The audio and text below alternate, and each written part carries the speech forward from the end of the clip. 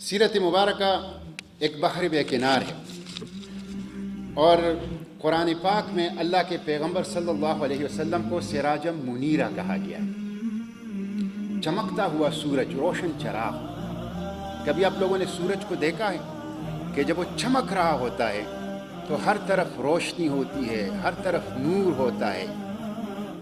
دریاؤں میں، پہاڑوں میں، صحراؤں میں، دیہاتوں میں، شہروں میں، آبادیوں میں، ویرانوں میں، ہر جگہ نور ہی نور اور روشنی ہوتی ہے۔ سراجم منیرہ،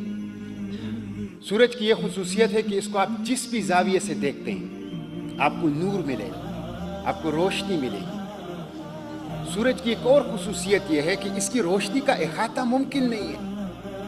اس کو ناپا نہیں جا سکتا،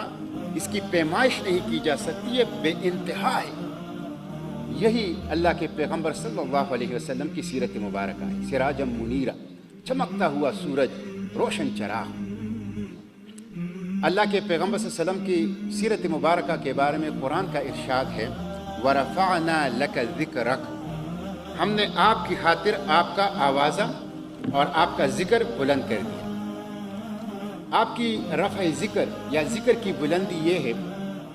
کہ جہاں اللہ کا ذکر ہوتا ہے وہاں اللہ کے پیغمبر صلی اللہ علیہ وسلم کا ذکر ہوتا ہے۔ نماز میں، اقامت میں، اذان میں، خود اللہ نے فرمایا ہے اپنے حبیب سے کہ جہاں میرا ذکر ہوگا وہاں آپ کا بھی ذکر ہوگا۔ رفع ذکر یا ذکر کی بلندی یہ بھی ہے کہ یہ دنیا کی واحد مثال ہے کہ 1400 سال لوگ اس پر لکھ رہے ہیں،